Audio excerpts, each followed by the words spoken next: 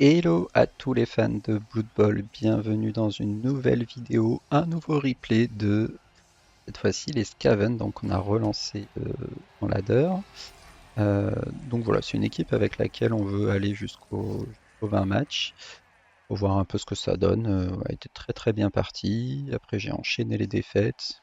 Et là, ben voilà, on se dit que malgré tout on va aller jusqu'au 20 matchs pour voir ce que ça donne. On tombe évidemment contre du lourd, un gros Nurgle. On a pu du coup payer un sorcier, ça c'est une bonne nouvelle.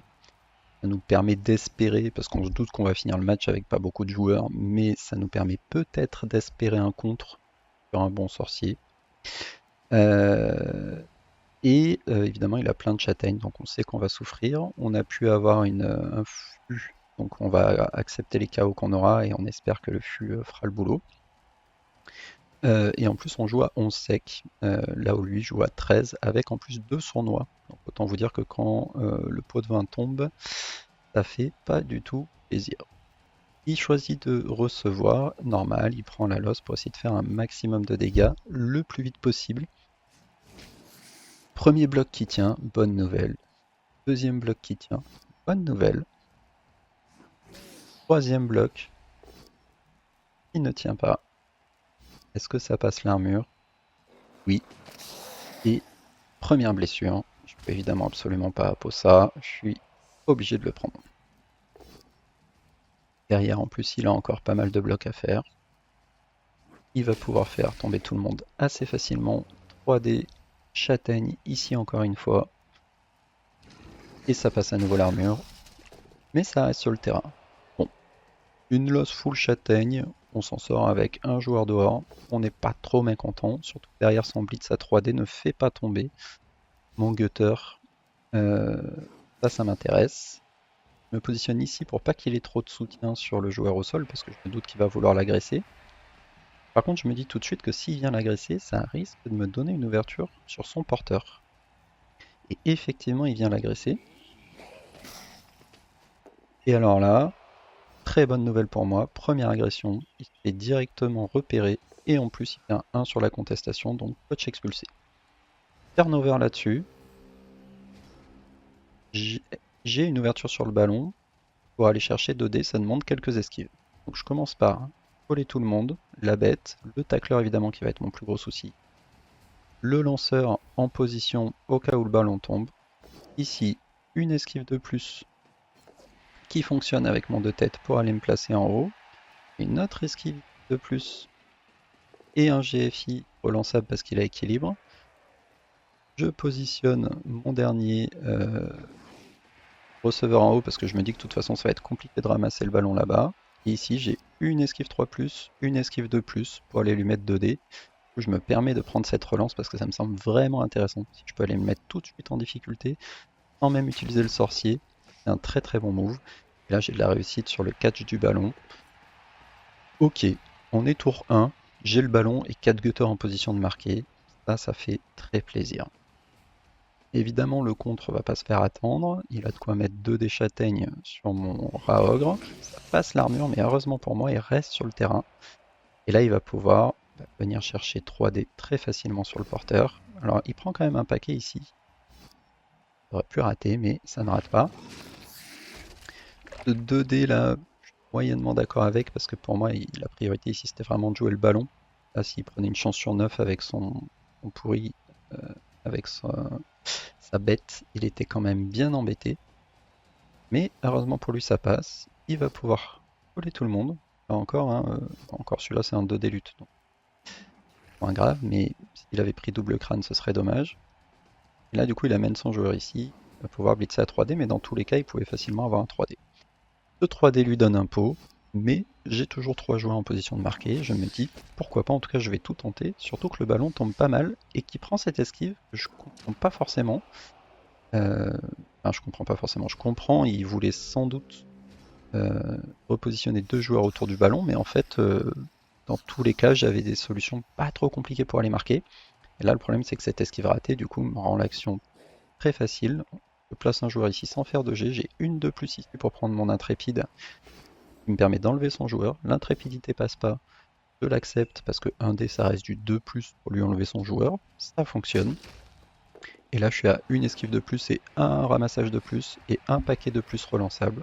Je peux mettre le premier touchdown tour 2.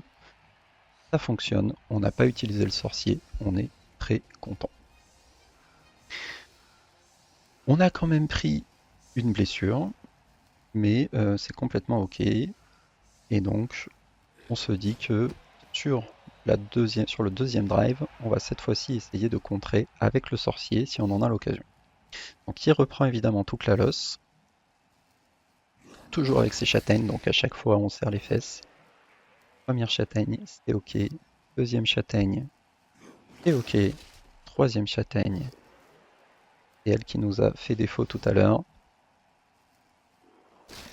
Mais ici c'est ok.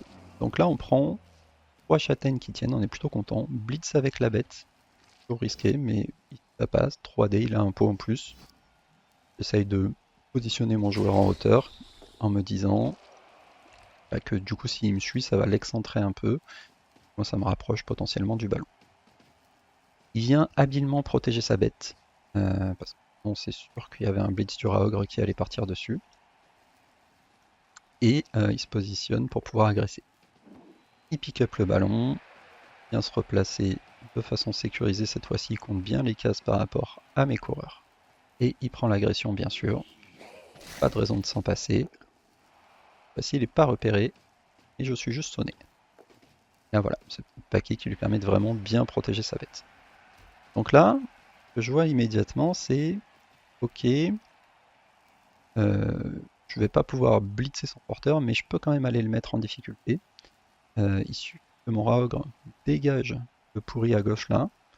Ça me permet de libérer un coureur ici qui n'aura même pas besoin de faire d'esquive pour aller se coller au porteur là-haut. Et ensuite, mon porteur que je pourrais placer entre les deux là pour essayer de couper son équipe et être prêt à l'intercepter si jamais il arrive à partir. Et pareil, mon coureur ici, je prends l'esquive pour esquiver donc A3, A2+. J'arrive à ne pas rester collé à la bête avec ses tentacules. Pareil pour venir coller entre les deux. Donc j'envoie les joueurs que je peux à droite. Donc là, je me positionne en backup en me disant, ok, si ça foire, je vais avoir mon blitzer et mon lutteur plutôt pour récupérer le porteur du ballon. Et ici, malheureusement, le Raog qui décide de ne pas blitzer, je vais volontairement pas laisser de joueur à côté parce que là, je suis déjà à -1, je peux absolument pas me permettre de croquer mes joueurs. Donc ça passe pas, tant pis, je prends l'esquive ici pour faire un semblant de coupage d'équipe en deux. Et je fais juste cette esquive à 3+, qui va fonctionner avec la relance, simplement pour pas qu'il puisse surfer trop facilement mon joueur. Et ici, je prends des esquives, notamment pour activer mon Raog au prochain tour. Puisque le sol n'a pas châtaigne, je rate l'esquive que j'accepte. Bon, on a placé quelques coureurs entre les deux, on a beaucoup de monde en safety, il ne devrait pas pouvoir passer facilement. Le problème, c'est sa bête qui est libre. Là, cette agression que je comprends pas trop. Il ne faut pas oublier que même s'il a le pot de vin, s'il rate la contestation, ça peut être un turnover. En tout cas, là, le fait qu'il vienne me coller pour le coup au centre, je suis pas trop d'accord avec ça. Pour moi, il avait le temps, il fallait qu'il temporise un peu plus, qu'il nous fasse une cage plus propre un peu en arrière. Là, il vient se coller, et vous savez que moi, les 2D contre avec bloc, ça me fait pas peur du tout. Donc là, il essaye de coller tout le monde.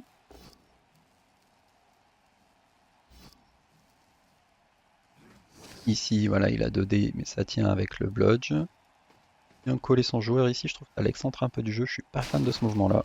Et là, aucune hésitation. Je vois un gros pâté. Je vois un gros pâté de 4 joueurs dans le porteur. Alors il y a aussi 2 joueurs à moi dans le tas, mais tant pis. Là, ça vaut vraiment le coup d'envoyer le petit sorcier. Et petit sorcier qui va faire ni plus ni moins qu'un 100%. C'est ce qu'on appelle un strike. Là, du coup, le fait qu'il ait mis ce joueur à l'extérieur, c'est vraiment dommage. Alors non, pardon, il a pas fait un 100%. Il a fait un 3 sur 4. Il reste un seul joueur debout. Mais il a blessé son Pestigore qui, heureusement pour lui, a pu régène. Donc là, pas très compliqué pour moi de trouver un 2D. C'est un 2D sur lequel il me faut juste une flèche. Avec mon blitzer. Je ne vais pas m'en priver. Je prends le 2D. Et derrière, je vais juste avoir une esquive de plus pour aller ramasser le ballon et me mettre en sécurité. Et j'aurai même le luxe d'aller le protéger avec des gutters. Plus le Raogr ici qui accepte de bouger au cas où il y a une catastrophe derrière. Je me positionne déjà en écran. Et je me dis, c'est parti, de plus. Ça rate mes jets de relance. Et malheureusement, c'est le double 1. Donc là, ça m'ennuie un peu quand même. Parce que c'était pas fait, mais heureusement, le ballon me retombe dessus. Mais ça reste embêtant. Avec le recul, ce lutteur là, je l'ai avancé trop vite en fait. Il aurait été mieux ici en safety tant que j'avais pas le ballon. Une fois que j'étais sûr d'avoir le ballon, j'aurais pu l'avancer. Sur le coup, je sais pas pourquoi je me suis dit, il était mieux là même si je ratais. Mais c'est pas vrai. Là, on voit bien qu'en fait, il aurait été mieux en safety. Là, derrière, forcément, il va pas avoir trop de mal à trouver 2D avec son tacleur. Et on voit bien que derrière, il a encore de quoi jouer. Hein. Il a des pestilles, il a tout ce qu'il faut. Je commence par prendre des 2D. Alors ça, encore une fois, hein, moi, pas d'accord avec ce style de jeu. Je vois beaucoup de joueurs qui font ça. Pour moi, quand vous avez le ballon à jouer comme ça, c'est votre priorité en fait. Il n'y a aucun autre jet à faire avant. Surtout que là, il a rien de compliqué. Il peut prendre directement un 2D sur le porteur. Là, il ramène un pourri, mais ça lui amène pas de soutien ou quoi que ce soit, ni même un push intéressant qui change. Bon. Donc il finit par prendre ce blitz qui fonctionne avec le tacle. C'est normal, hein, lutte tacle, on s'attendait pas forcément à rester debout à 2D. Et aussi réussite sur le rebond du ballon qui tombe à côté du Raogr. Donc ça le met quand même un peu en difficulté. Il va avoir du mal à déloger mon Raogr. Moi là j'ai une solution pas trop compliquée pour lui déloger son pourri. Alors je ramène mon lanceur ici en me disant comme ça il sera plus en sécurité puis ça fera un safety. Et là je viens coller un premier coureur, un second coureur, et du coup j'ai mon lutte intrépide qui va pouvoir revenir faire de la magie. La répulsion qui passe, au pire c'est un dé, il arrive à placer le 2D. Je décide de poursuivre pour rester collé au ballon. Et là, j'ai juste une esquive de plus, ramassage 3+. Et donc esquive, ramassage qui passe. Première esquive qui rate, mais c'est pas grave, on peut relancer avec esquive. Et nouveau double 1. 2 tours, 2 double 1, du même joueur en plus. Cette fois-ci il part KO, je suis obligé de le prendre. Dommage. Là on était parti pour coller le 2-0, et ça va être encore un peu compliqué, mais bon, on est tour 6, j'ai toujours 3 coureurs en position de marquer. Là, ce move qui est très très mauvais, hein. Là encore une fois, vous êtes dans cette situation, vous êtes l'équipe de Nurgle, votre priorité c'est de récupérer le ballon. Ballon qui n'est même pas dans une zone de tacle. Donc là, il n'y a aucune question à se poser. Pour moi, le move c'était blitz du pourri ici. Il lui donne vraiment des bonnes chances de faire tomber mon rat de ligne. Si jamais il tombe pas, il a une deuxième chance à une chance sur 9 de le taper ici pour décoller son Pestigore. Ramassage du Pestigore à 3+, et il se barre par là-bas. Et là pour le coup, à part mon lanceur en safety, j'avais plus grand chose pour l'arrêter. Une esquive ici, mais on voyait bien que ça allait être compliqué. Là au lieu de ça, il essaye de relever la bête à 4+. Bon, alors pourquoi pas, de toute façon elle était au sol, elle servait à rien, mais en fait il aurait pu ramener un joueur ici pour qu'elle ait un soutien, pouvoir l'avancer ici par exemple. Ça aurait quand même été intéressant pour lui. Et là, premier bloc qu'il prend, je pense que mon joueur là l'a un peu énervé, mon lutte intrépide, et du coup il prend tout de suite un bloc dessus, sauf que ça tombe pas, et en plus du coup il met une zone de tac sur le ballon. Là, grosse erreur de sa part. Bon, c'est pas mort pour autant, hein. Il peut se permettre, notamment s'il prend le 2D là en bas, et qu'il arrive à le faire tomber, il peut quand même blitzer avec le Pestigore et ramasser le ballon en personne dans la zone de tacle. Sauf qu'au lieu de faire ça, il prend les blocs vers le bas, donc il ne libère pas son Pestigore. Ou plutôt, voilà, il finit par le libérer avec le blitz dont je parlais, mais du coup, il a qu'un ramassage 4+. Nouveau KO, je suis obligé de l'accepter. Donc là, il peut coller le ballon Là, il prend un paquet ici qui ne semble pas dingue, mais du coup voilà, il peut pas se permettre de ramasser le ballon, donc il se met juste en safety. Là encore une fois, les solutions sont pas hyper difficiles pour moi, hein. Je vais pouvoir prendre des esquives au milieu. Alors là, le Raogre décide de croquer son voisin, mais il lui fait pas mal, donc c'est ok. Et derrière, il va accepter de taper et même de donner le zombie, donc c'est ok. Je relève tous mes joueurs, donc la première esquive. On va avoir un nouveau double 1, et oui.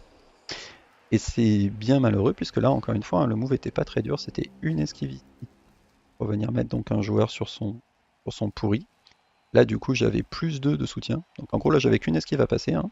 On va compter les cases, mais il y avait bien 9 de mouvement jusqu'au coin du pourri.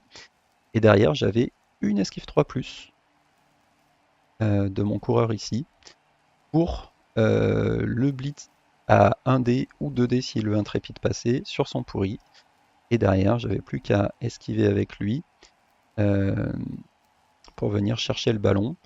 C'était 3+, 2+, 2+ pour ramasser le ballon, et je m'envolais à l'autre bout du terrain. Donc on était encore sur une action pas très dure, mais 3 tours, troisième double 1, c'est dommage, surtout que là mes joueurs sont collés, ils se prennent des blessures. Malheureusement, c'est normal, c'est souvent le prix à payer quand on prend des double 1. Blessure critique ici que j'essaye de soigner, malheureusement ça ne passe pas. Il enchaîne les pots châtaignes sur mes joueurs clés. Tente ici même de lancer sur le ballon. Techniquement, effectivement, c'est pas impossible qu'il aille marquer.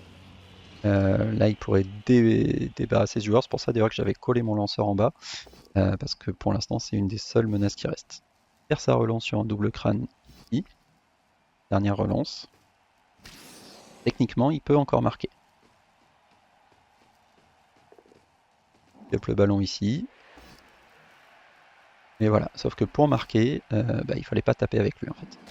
Il fallait le dégager, mais il préfère libérer son pourri pour aller agresser. Pourquoi pas, sauf que là il se fait repérer, et du coup son pot de vin qui part là-dessus. Je comprends l'idée, il voulait vraiment me faire mal avant la mi-temps, mais bon, moi personnellement en tout cas j'aurais tenté de libérer mon joueur ici, parce qu'il avait concrètement encore une chance d'aller marquer. Là par contre c'est fini, moi j'ai juste quelques 2D à prendre. Alors d'ailleurs c'est pas tout à fait fini, pardon, je sais pas pourquoi, parce que effectivement pendant le match je me suis aussi dit c'est fini, alors qu'en fait non, parce qu'il me reste 2 tours. Donc si je relève ici mon coureur d'égout, en vérité, il peut être en position de marquer rapidement. Et, sauf que sur le coup, je me dis, je vais pas le relever parce qu'il va se reprendre une châtaigne. Mais ici, j'arrive à passer activation, esquive, blitz à 2+ avec mon Raogre. Sauf que j'oublie, non, je savais que c'était un 2D vers 1D. Mais c'est là que j'aurais dû challenger le fait de relever ce coureur, parce qu'en fait, si je l'avais relevé ici, ça aurait été un 2D vers 2D. Là, du coup, je fais flèche, et derrière, évidemment, je fais crâne. Là, mal joué de ma part, j'aurais dû relever ce coureur et qu'il aurait été en position de marquer. Alors certes, il s'exposait derrière un 3D, mais bon, il aurait pu tenir et au moins ça me faisait un deuxième joueur en position de marquer, parce que là, du coup, j'ai plus que lui qui se relève et qui met 2 paquets qui peut être en position de marquer, donc c'est pas suffisant. Et surtout, le 2D vers 2D qui aurait pu être décisif ici, puisque potentiellement il aurait eu du mal à reprendre le ballon sans relance. Bon, ici évidemment il prend l'agression sur le Raogre. Heureusement pour moi elle passe pas, sans conséquence parce qu'il a sournois. Donc derrière il prend tous les blocs qu'il peut. Je vais faire la même chose de mon côté, sauf que je vais pas avoir beaucoup de blocs à prendre.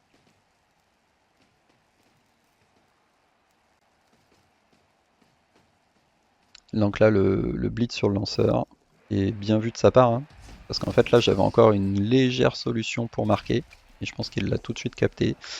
Et sur un 2 décompte de réussir à faire tomber son pestigore, et derrière d'avoir le lanceur pour faire une passe au joueur qui aurait foncé dans l'embut. Je pense qu'il l'a tout de suite vu, c'est pour ça qu'il a blitzé le lanceur, et malheureusement pour moi, le lanceur qui sort. Donc là, deuxième mi-temps, qui sent un peu le sapin, on va pas se mentir, parce que quand vous avez 3 blessés et un KO qui n'est pas revenu malgré la blood, un KO sur 2 qui sont revenus, c'est pas fou, et donc 7 contre 11, là il n'y a pas 10 000 solutions, c'est la DACA. Je vois pas trop ce qu'on peut espérer d'autre contre ce type d'équipe par la Daka. Donc météo capricieuse, ça c'est ok. On va libérer ici le blitzer avec un blitz. Bonne nouvelle pour nous, ça tombe. Et surtout, passe l'armure, mais surtout par KO. Et ça c'est génial parce que là du coup, plus qu'à 10 contre 7. Et on se dit, bon, allez, encore un ou deux G comme ça, et on pourra peut-être s'autoriser à y croire. À condition de ne pas faire trop de double 1 ici. Le premier qui fonctionne, le second qui fonctionne aussi. Et du coup, je peux ramasser avec mon bloqueur de tête. Et je vais l'attendre ici. Bon, défense de Daka classique. Il va nous faire une ligne. Il va laisser des espaces de 2 cases. Un bon gros double rideau. La bête qui accepte de bouger.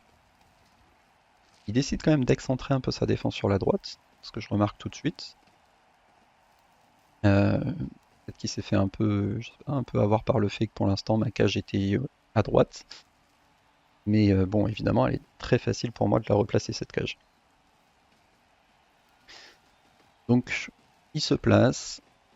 Je vais vous épargner les détails. Rien de très intéressant. Et un rideau classique, mais quand même en forçant plus à droite qu'à gauche. Évidemment, je recentre ma cage en prenant bien soin de rester hors de portée. Et lui, du coup, va avancer son rideau. Mais on va voir que cette fois-ci, il va beaucoup mieux l'équilibrer. Sa bête qui accepte de bouger. Mais ici, quand même, vous pouvez tout de suite voir que quand même un gros paquet là de 3 joueurs dont je sais que si j'attaque sur la gauche, ils vont mettre longtemps à revenir dans l'action. Ça m'intéresse parce que justement, moi pour l'instant, je me bats à -3. Donc si je peux créer une supériorité, enfin du coup une égalité numérique sur un côté, c'est très bon. Et là d'ailleurs, défense un peu originale, j'ai rarement vu ça dans une Daka, fait carrément exprès de me laisser un passage. Donc en fait, il a blindé le côté droit. Effectivement, il n'y a que des forces 4, la bête et puis son joueur star. Alors qu'à gauche, bah, il me laisse un boulevard. Euh, Évidemment, il doit se douter que je vais m'y engouffrer, donc il garde son tacleur en safety.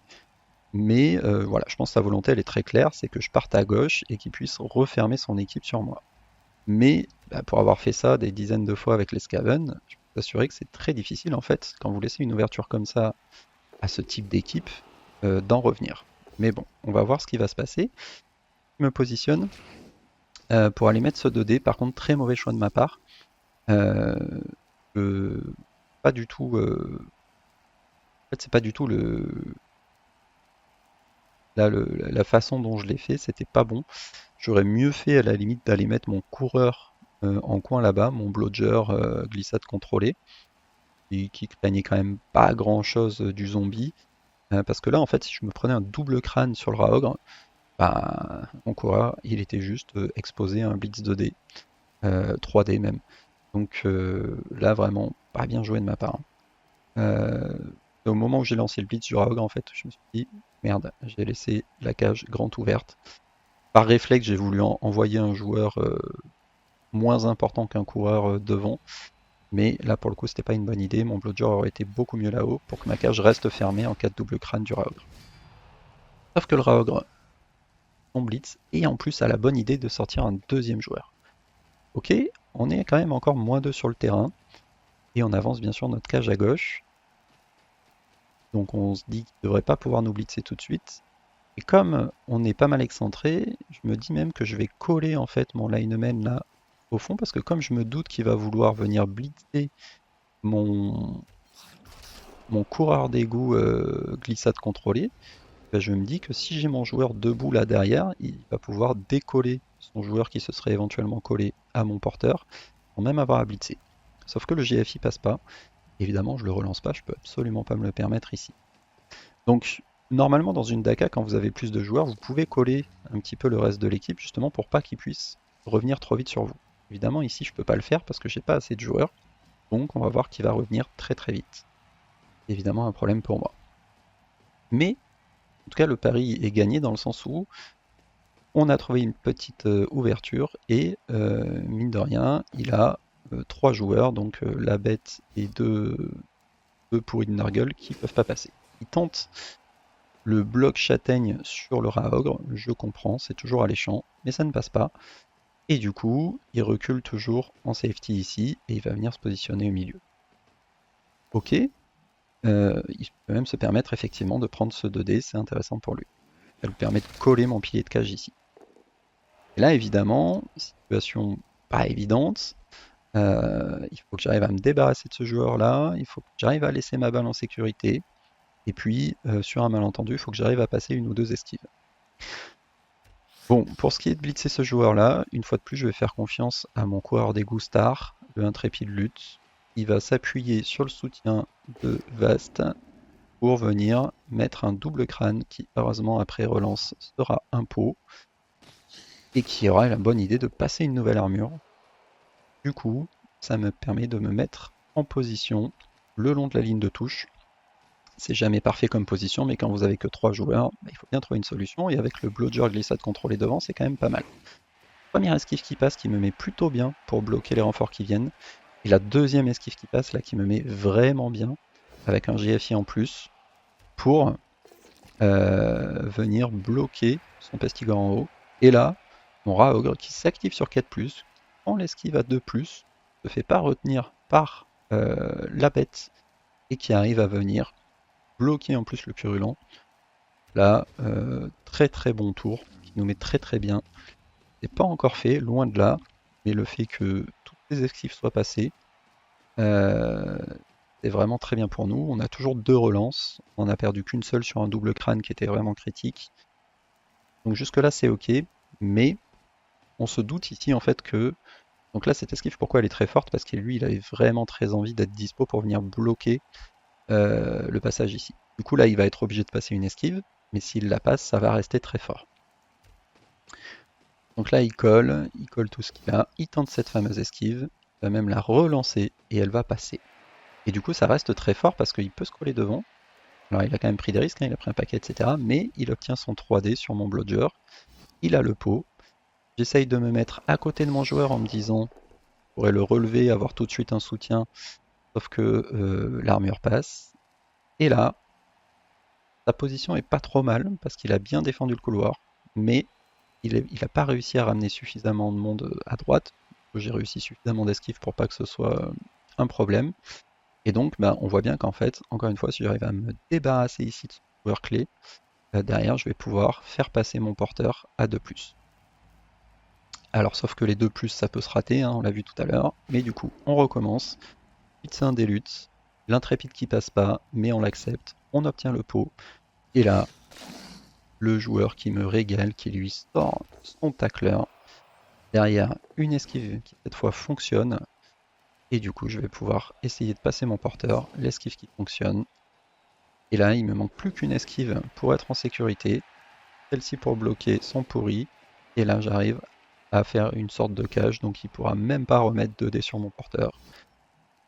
Donc là, on sait qu'on a le match en main, puisqu'on va pouvoir mettre le deuxième touchdown, et on rate l'esquive. Voilà, donc là, au mieux, il va pouvoir venir me coller, et derrière, quand même avoir un blitz 2D, potentiellement relançable, pour réussir à le décoller. Il en profite pour se dire qu'il va tuer mon rat ogre. C'est pas bête. Mais la châtaigne qui ne suffira pas ici. Il va coller donc tous ses joueurs. Il va faire justement essayer le blitz pour venir coller mon porteur. Mais je ne tombe pas. Et derrière, donc il va continuer à me mettre un maximum de pression pour me forcer à marquer et pouvoir remettre un touchdown derrière. Les paquets, je crois pas qu'il ait raté de paquet pour le coup. Là évidemment, je ne fais aucun jet, je vais tout de suite marquer pour sécuriser le match. Donc derrière, il lui reste une attaque. Et là, pour moi, la mission elle est simple, c'est je vais essayer d'empêcher le touchdown, mais s'il en met un, c'est pas dramatique. Je vais surtout essayer de sauver mes joueurs. Je mets tous mes joueurs clés au fond du terrain. Je laisse les 3 obligatoires sur la loss. Je prends évidemment la loss. Il a une position très agressive, c'est normal. Il lui reste quand même 4 tours pour aller marquer, hein, donc normalement c'est ok. Je récupère une relance, pourquoi pas. À ce stade, ça va plus changer grand chose. Donc premier pot, l'armure ne passe pas. Deuxième pot, l'armure qui passe. et sans conséquence. Et ici, encore des nouveaux blocages avec châtaigne. Évidemment, on se doute aussi qu'il va prendre l'agression, il n'y a pas de raison de le prendre. D'ailleurs, sur le deuxième drive, il avait laissé en fait son joueur sournois dehors. Je pense que c'est une erreur de sa part, mais il avait probablement pas fait exprès. Donc ici, on prend un nouveau KO et on va se prendre l'agression là du blitzer au milieu. Il arrive à pick up le ballon, très important pour lui. Il lui reste 3 tours pour marquer, pardon, j'avais dit 4, mais c'est 3. Là voilà, il met du soutien sur le blitzer et il va venir l'agresser. Et malheureusement, c'est dur pour nous parce qu'on avait déjà perdu un blitzer. Et celui-là, il nous refait un double-double et du coup il est expulsé. Donc là c'est à nous de jouer. On va tenter le blitz ici en se disant bah ok, s'il tombe on pourra l'agresser. Sauf qu'il tombe pas. J'aurais limite pu consommer une relance ici en vérité. Mais je me dis que je vais prendre les deux au sol parce que si je le blesse, en gros ça enlève une de ses principales menaces de marquer. Sauf que je le blesse pas. Et du coup il positionne une cage sur la droite de façon plutôt intéressante. Et là, bah, deux options, soit je le laisse marquer, soit je tente un truc un peu all-in en me disant, bah allez, on va défendre quand même le 2-0. Et vous me connaissez un peu, vous vous doutez que même si ça n'a aucun sens, parce que là j'aurais juste dû vouloir sauver mes joueurs, je me suis dit que j'allais quand même essayer d'empêcher le 2-0. Donc je viens enlever ici le soutien, j'ai une 3+ de plus pour lui mettre un dé avec intrépide, fonctionne, et j'ai le lutte qui le fait tomber, derrière le ballon qui retombe pas trop mal, et là j'ai juste un ramassage 3+, sachant que j'ai 3 relances pour le mettre dans le vent, sauf que je fais 1, mais heureusement je peux relancer, et là je fais 2, et donc il récupère le ballon, mais pas forcément sur un joueur qui l'arrange tant que ça. Je mets joueur collé, et en gros là je sais qu'il va lui falloir au moins une esquive 4+ quelque part, parce qu'il va falloir qu'il choisisse où il met son blitz. Il décide de le mettre en bas, mon joueur qui tombe pas, donc là ça veut dire qu'il a une 4+, 3+, d'aller marquer, et il a une relance. Il prend l'esquive, qui passe du premier coup, il prend la transmission, qui passe du premier coup, et du coup, il met son touchdown, ça reste une victoire 2-1. Victoire 2-1, vu le nombre, voilà, là on voit que on est passé à 1-3+ de l'empêcher. Première mi-temps, on a pris 3 doubleurs d'affilée, donc sur les tours 6, 7, 8. Sachant qu'à chaque fois ils se décritiquent, hein, c'était pour ramasser le ballon et potentiellement aller mettre un touchdown. Donc finalement, plutôt content de ce résultat. On s'est bien battu, on s'est bien défendu, on y allait jusqu'au bout et on a réussi à chercher la victoire malgré quand même quelques mauvais doubleurs.